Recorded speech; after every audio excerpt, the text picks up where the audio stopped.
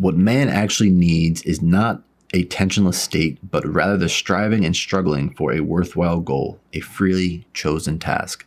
Viktor Frankl, Holocaust survivor, author of Man's Search of Meaning. Wow, what an incredible book. I just finished The 4-Hour Workweek by Tim Ferriss, and I got so many important things to talk about in this video. We're gonna highlight the struggling aspect of pursuing your goals, and how that quote right there by Viktor Frankl really resonates for all of our personal growth that we have to work on, right? We have to be able to put ourselves in a situation of sacrifice and struggle in order to achieve the goals and dreams that we know we have to achieve. And this book highlighted a lot of things, that a lot of ways to maximize your time and to free your time up, right? And to really value what's most important, which is our freedom, right? There's a lot of things that can distract us if we don't prioritize our time and our goals.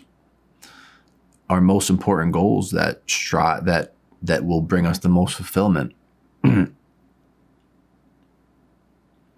This book talked a lot about learning new skills and taking on a lot of new things that you might not have thought about in the past, like certain languages and certain cultural skills. Like he talked a lot about Brazilian jiu-jitsu when he went to Brazil, and taking these times and experiences in life to travel and to really build a life that is about excitement, right?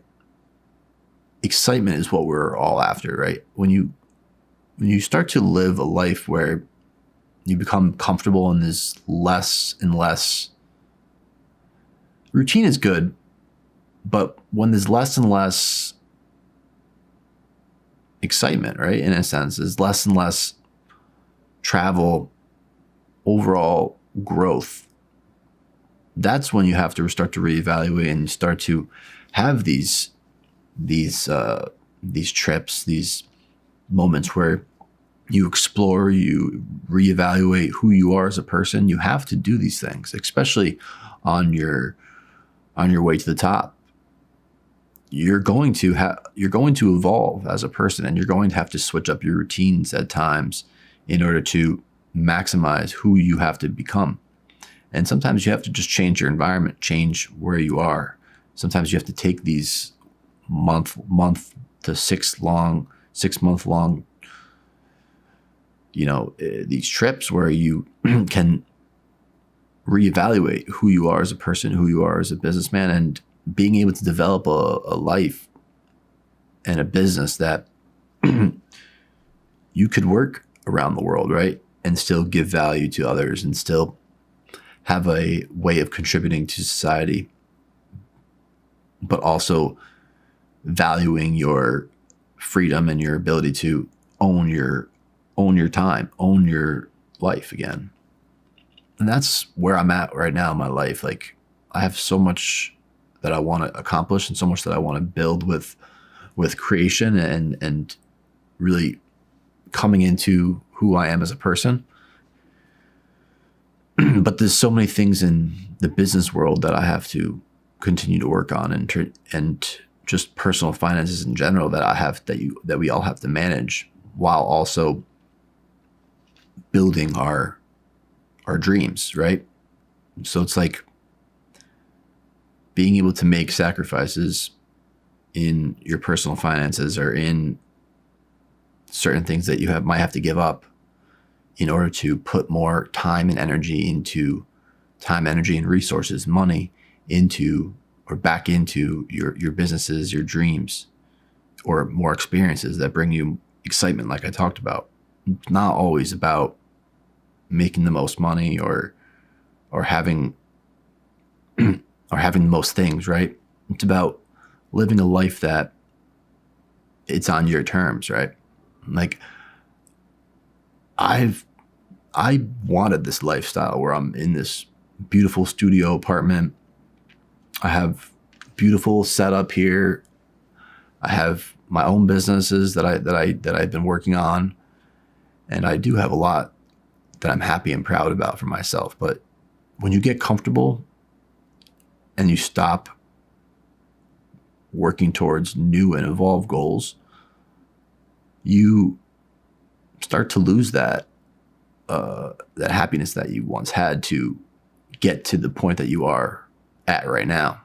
So I advise you, if you are not at 100% happiness level, it's probably because you haven't reevaluated your goals and where you want to go and who you want to become. And that's super important in your self-development journey, especially when you are in a little bit of a rut, or you need to take this time to to learn more about who you are. And that's what I do when I bust through a book like this in 2 days, 300 pages. It was 3.5 days, not 2 days. I will over exaggerate a little bit. But when you're so immersed in your self-development and your overall who you need to be in order to achieve your goals, you're willing to do whatever it takes, and you will have to make sacrifices. And I know I'm going to be forcing a lot of sacrifices and struggle upon myself in the next year in order to take my life to the next level that I want to get to. Like, I'm so proud of who I am right now and who I've become. And I know there's so much work, inner work and outer work that needs to be accomplished in order for me to be the person that I envision in my dreams, my future self, right? Both your past self, your present self, and your future self all have to be intertwined into, are all important in the creation of your life. All of it's important: your past, your present, and your future. But you can't spend too much time in all in either category. Like, if you spend too much time reflecting on your past, you're not going to spend enough time working on yourself in the present moment. But if you don't spend enough time envisioning who you want to be, you're never going to know what to do in the present moment. And then most likely you're going to be spending more time in the past and thinking about things that are not going to bring you fulfillment. So you have to get clear on who you are, who you want to become, and that will help you with knowing what to do in the present moment. So this book definitely sparked a lot of important things that I've been working on, and it was definitely a very important book for me to come across right now, as I just turned 26 years old and I'm starting to reconstruct and rebuild my life for who I want to be and who I want to become in the next 4, 5, 10 years, right? So it's one day at a time.